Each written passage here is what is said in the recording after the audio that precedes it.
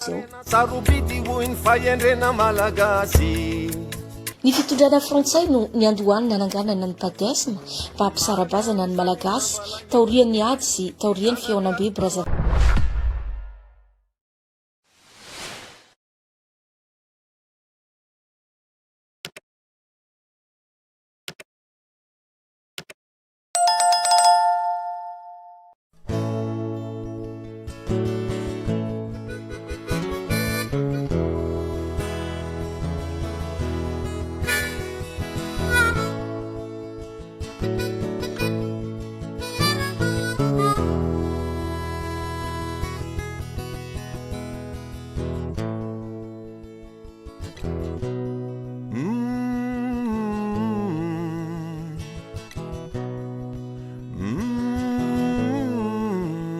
Tananarivo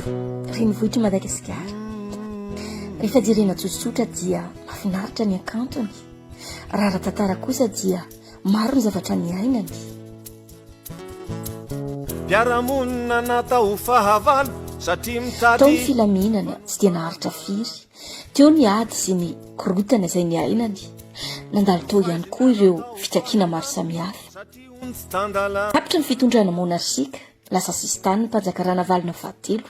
niditra ny fitondrana repoblika, nitondra ny filoha malagasy avy any amin'ireo elita manam-pahaizana avy amin'ny morontsiraka. Nanomboka teo ny aty politika ny raha malagasy, naraina fanimbana ny ekonomika ny firenena. Madagasikara indray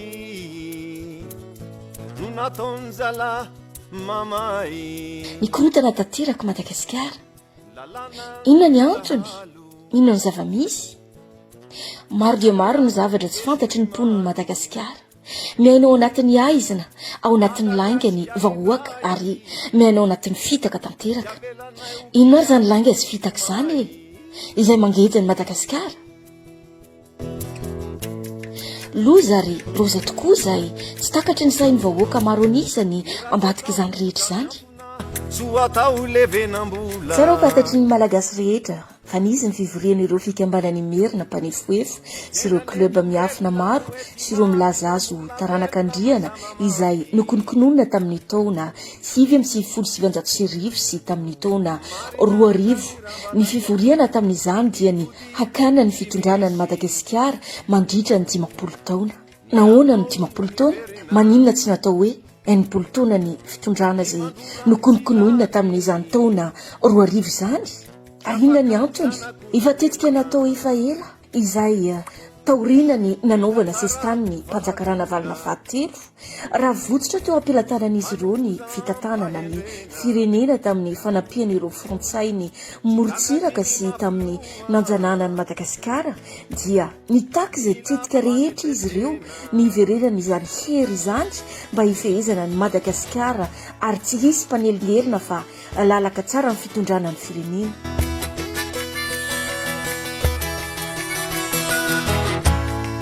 Ireo korotana rehetra, fanonganam-panjakana, fanimbana ny arenan'ny malagasy, indrindra ilay fitsanganana ny fikambanana anti-kolonialy izay miafina ao ambadika ireo fikambanana miafina maro isan-karazany ireo dia noho ny io fa averesany fitondrana monarchika io. Ny fanjanahantany dia niezaka ny nampifanaolana ny mahantra amin'ny mpanan-karena ary ny fokiray amin'ny fokiray hafa toy ny natao tany amin'ireo firenena voazanaka rehetra.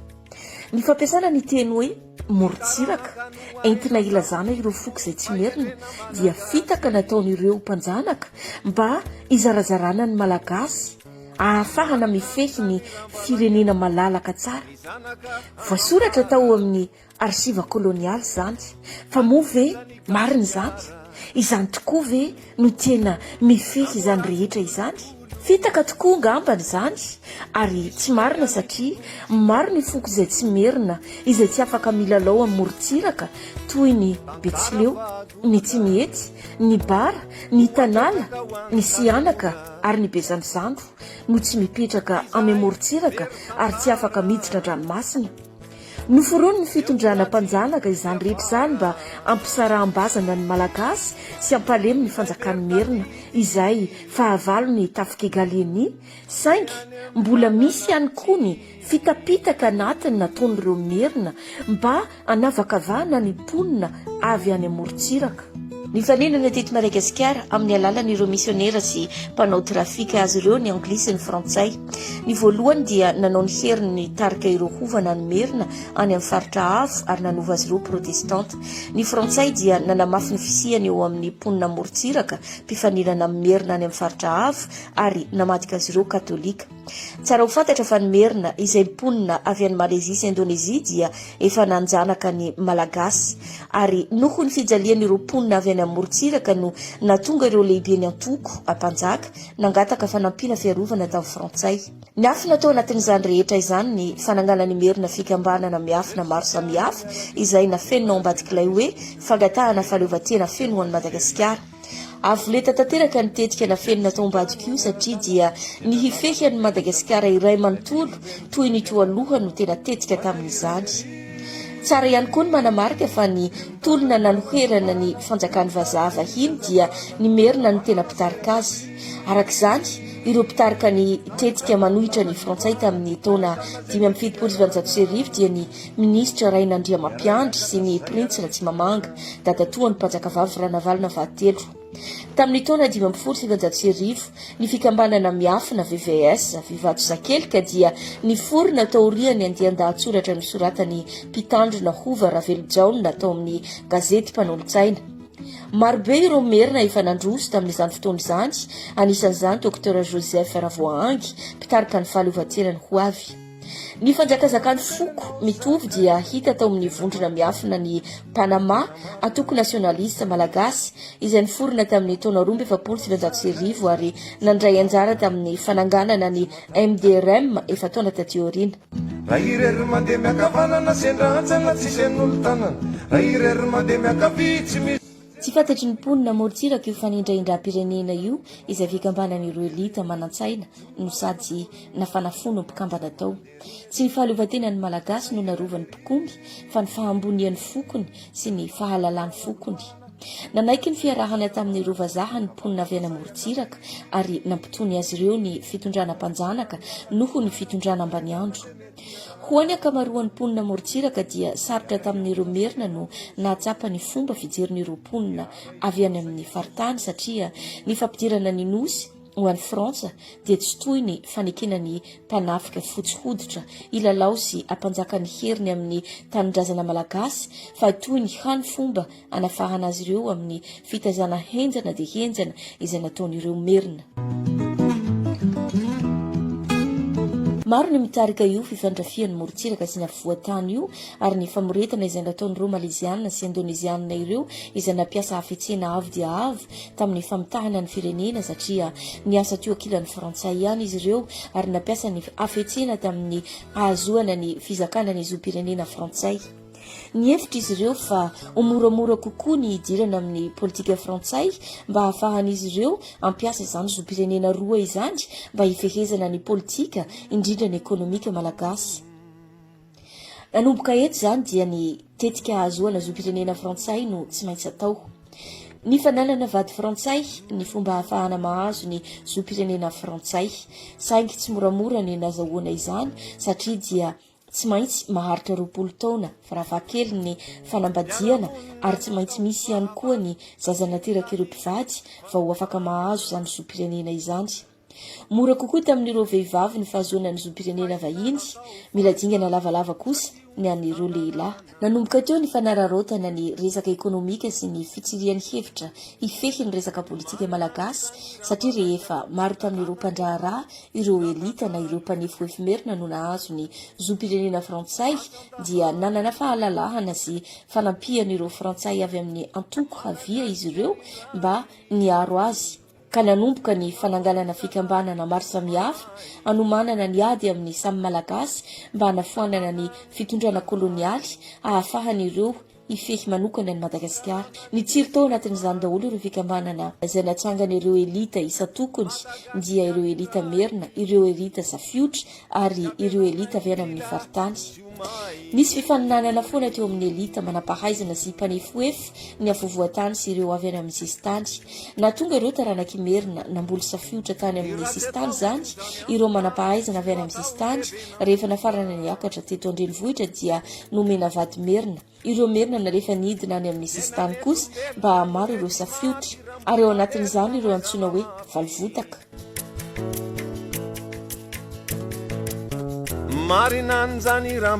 maka ny volotany any amin'ny faritany izy ireo mba hahafantarana ny fombafomba ny kolotsaina ny fitenin'ireo vahoaka ao an-toerana mba hahafahan'izy ireo ibody ny tany any ary mba hahafahan'izy ireo ampiasa ny politika ny any aoriana kely any mba ilazan'izy ireo ankolaka hoe valivotaka izahay ny malagasy dia iray ihany saingy ny tombotsoany ihany no tena nahatonga azy ireo nanao izany raha dinina ireo ady tany rehetra any amin'ny faritany dia ireo taranaka ireo nahazo tombontsoa kolonialy sy ireo taranaka ireo mpanjanaka safiotra ireo no tena maro mibodiny tany ka tsy mahagaga raha betsaka ny ady tany ankehitriny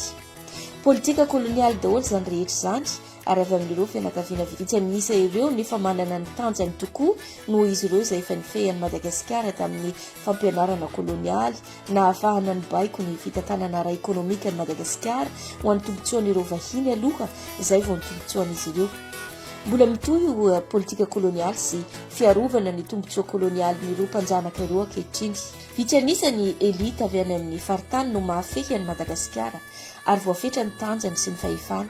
maro anisa kosa ireo merina sy ireo valivotaka no mifehy ny firenena koa no ireo no nahatonga ny fifandanjahana mitanila arahina ny fanavakavana foko sy firazana na hatr'izay ka hatramin'izao ny fitondrana frantsay no ny andohanina nananganana ny padesma mba hampisarabazana ny malagasy taorian'ny ady sy taorian'ny fiaonam-be Brazzaville izay nanapahany frantsa ny anome zo ara-politika ho an'ny mponina any ampitan-dranomasina ny vahoaka malagasy dia tokony hanendro solotena roa ao amin'ny antenimiera mpanorenana voalohany tamin'ny 1970 ary avy eo amin'ny lalam-panorenana faharoa tamin'ny 2 Jona 1970 talohan'ny nananganana ny padesma dia efa nisy ny fikambanana fianakaviana mpanefoefo toy ny club valon-befapolo ny VVS ny MDRM ny mba hanoerana ny MDRM no antony nananganana io padesma io ny fanina tamin'ireo kandida avy any amin'ny morotsiraka ireo kandida avy any amerina tamin'ny fifidianana tamin'ny taona 1970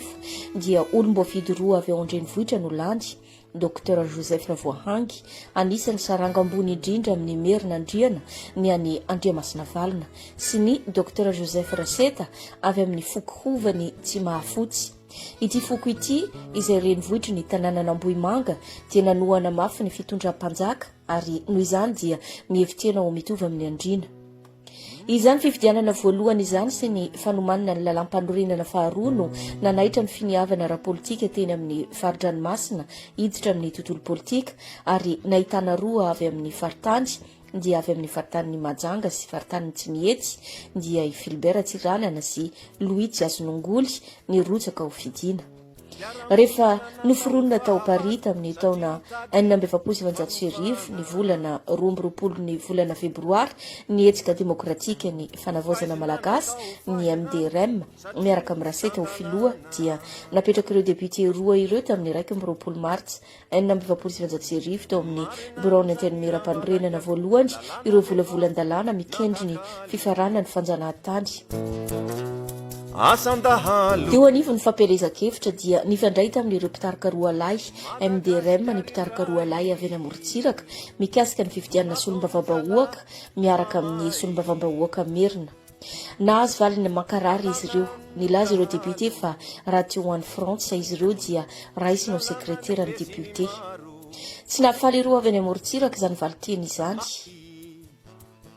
satria i Philbert Tsiranana dia avy amin'ny foko tsy mihetsy foko manana ambo-po sy mahaleo tena izay tsy mbola teo ambanin'ny fahefan'ny merina hatr'izay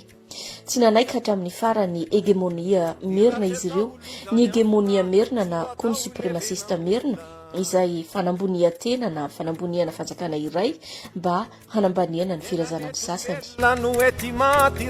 io fifandrafiana manodidina ny merina sy ny faritra io a no nampiasain'ny frantsa mba hifehezana ny firenena nampidina indray ny samy merina sy ny samy avy any amin'ny sistany tatseorina natonga fanavakavana ara-poko izany rehetra izany ary natonga fanonganam-panjakana mifanesy natonga mihitsy aza famonoana mpitondra iray taorian'ny fitondrany filiberatsiranana ity firafesana izany malagasy ity dia efa nanomboka tamin'ny fahampanjaka rehefa lasa sistany ranavarina vahatelo dia nieritreritra ny tondrany madagasikara ny merina satria ny aradi teo ankilan'ny frantsa foana ny fanaika kolaka tamin'ny fanomezana ny fahaleovatena raha nieritreritra ny tondra ny madagasikara ny fikambanana ireo club miafina dia toa disy fanantenana lehibe izy ireo satria dia nomeny frantsa ny faritany ny fitondrana dia itsirana nyzany ka nanomboka teo ny adiaty politika sy ekonomika mba ampidirana amin'ny lafiny rehetra ny fitondrana merina rehefa nisy ny korotana novolena dia ny korotana natsoina hoe anti-merina ary natonga ny tsiranana nametraka fialana ary nanolotra ny fitondrana tetezana hita ny Gabriel Ramanatsoa nisafidy Gabriel Ramanatsoa tamin'ny Dede Ratsiraka sy i Richard Ratsimandrava ny handimby azy ka i Richard Ratsimandrava no nisafidiny tamin'ny 10 febroary 1970 no izy mahafehy kokoa ny politika anatiny raha ny politika ivelany iraisam-pirenena ny any Ratsiraka merina i Richard Ratsimandrava nefa dia tsy neken'ireo club miafina sy ireo olona mihevitena ho avy filazana na teto-merina izany ny hevitra izy ireo fa fanampaniana ary manambany azy ireo ny tondrany Richard Ratsimandrava no izy mainty avy amin'ny mainty endrendry anisany nankahalana ny fanendrena Richard Ratsimandrava ho filoha izany satria no heverin'ireo fikambanana voatany ho fanaovana tsinotsinona azy ireo izany fametrahana merina mainty hitantana amin'ny firenena izany matoa izy ireo ny zarany merina ho antoko sosialy maromaro dia ny mba tsy hifangaroan'ny hova na andrina amin'ny mainty ny fikitra mafy tamin'ny heviny anefy Richard Ratsimandrava nanohitra kariary ny mpanefoefy toy ny club Valambivapolo izy sy ireo karana mpanefoefy ary ireo vondrona lehibe toa ny La Roquefortaise ny Lyonnaise ary ny La Marseillaise ary ny fianakaviany diray amin'ireo padesma lehibe akaiky ny fahefany repoblika voalohany voasoratra tamin'ny lahatsoratra maro tateorina nefa fa voatontonona ny anarana manambonina hitra iray tao amin'ny mpikambana tao amin'ny padesma no niraitsy kombakomba tamin'ny nahafatesany Ratsimandrava Richard izay samy mpikambana ao amin'ny padesma ihany koa ilay olona voatontonona anarana tetika matetika ampiadina ny sy ampisarahana ny samy mpikambana izany ampisarahana ny mponina avy amin'ny sistany izany izay antsoina hoe zarazarao anjakao ny zara ho kasta maro ny merina ny mainty sy nahazo ny fanerasera tamin'ny hova sy ny andrina avy tamin'izany no nahatonga ny Ratsimandrava Richard niaraka tamin'ireo olona avy any amin'ny sistany ary natonga azy ny kambana tao amin'ny padesma izay fikambanan'ireo elita avy any amin'ny sistany hany ka tsy nety tamin'ireo nahazo tombontsoa kolonialy sy ireo miaro ny tombontsoan'ireo Europeanina izany satria efa vita sonitany aloha fa tsy maintsy arovana hatramin'ny farany ny tombontsoan'ireo mpanjanaka tsara ho fantatra ihany koa nefa ny fa dia na dia eo aza ireo fikambanana foronina hitambarany merina mainty sy ny morontsiraka izay natao hanoerana ny atoko fikambanana merina mpanefoefy mafy arak'izany ny ady teo amin'ny MDRM sy ny padesma ka natonga ny fandranitana kolaka teo amin'ny rotota tany Antananarivo ao amin'ny boriboritany MDRM dia voalaza fa manana toby fiadiana izay mitahiry fitaovam-piadiana ny padesma nanambara izany ny lieutenant Randriamarimanana tamin'ny 7 martsa 1970 mpandray anjara tamin'ny fivoriana izay nanambarana hoe ny padesma dia mikasa ny amono ny hova sy ny betsileo tamin'ny daty ny 3 aprily tsy maintsy soroana io fanafiana io manana fitoeram-piadiana amin'ny toerana maro ety antoko ity hoy ny voasoratra nanambara kosa nefa padesma fa tsy mbola nisy fitovam-piadiana tany amin'ny toeram-ponenany tetsakilan'izany kosa nefa ny miaramila ny MDRM dia nahazo didy amonoana ny mpikambana ao amin'ny padesma rehetra sy ireo frantsay tsy fantatra ny isan'ireo maty tamin'izany fotoana izany ny taremarika no mpikambana ao amin'ny padesma fikambanan'ireo merina mainty sy vahoaka ny morontsiraka ary anisany tsy nankasitraka ny herisetran'ireo merina mpanefoefo izy koa mipetraka amin'ny fanontaniana hoe mitombona ve fa ireo samelita avy amin'ny sistany fikambanana iray izay manohitra ny fikambanana iray ary iray tanjona ihany noho ny famono rehefa nomanina tao anatiny taona maro tamin'ny taona 1970 sy 2010 ary nitetika izay hatao mikasika ny fitondrana izay nofinofisiny ireo mpikambana ao amin'ny fikambanana miafina ireo izay nahazo tombontsoa tamin'ny fanjanahantany izany naniry nitondra 50 taona ny Madagasikara izy ireo. Nitondra iratsiraka tao anatin'ny 20 taona ary nifanjiby teo ny embargo fingapingana maro samihafa. Tonga ny taona 2010 nahazo toerana ny taranakimerina nanomboka tamin'ny taona 2010 nitoy izany ny taona 2010 narahina taona 2010 ary arahantsika mahitsy izany ny fitondrana ny filoha voafita amin'ny taona 2010 ka hatramin'izao taona 2010 izao. Na dia teo aza ny fifanarana tany aloha hoe rehefa filoha merina no mitondra dia tsy maintsy avy any amorontsiraka ny premier ministre. Tsy izany tsony ny zava-misy amin'izao fotoana izao fa nobodohany merina ny fitondrana ny fitantanana ny firenena ary tsara ho fantatra fa ireo mialokaloka ao mbadika ilay hoe mponina avy any amin'ny sistany dia tsy izy akory. Valivotaka daholo no milaza azy ho avy any amorontsiraka. Miafinao mbadika ilay hoe teraka tatsy izahay zaingy lehibe taroa. Nianatra tatsy fotsiny izahay fa tatsy ananina kosa no nitezainy ray aman-drenina ianay. Avo dia avo ny politika kolonialy miafina ambadika ity fitondrana ity izay nikonikononina tamin'ny taona 2010 izay hazon'izy ireo tamin'ny taona 2010 io.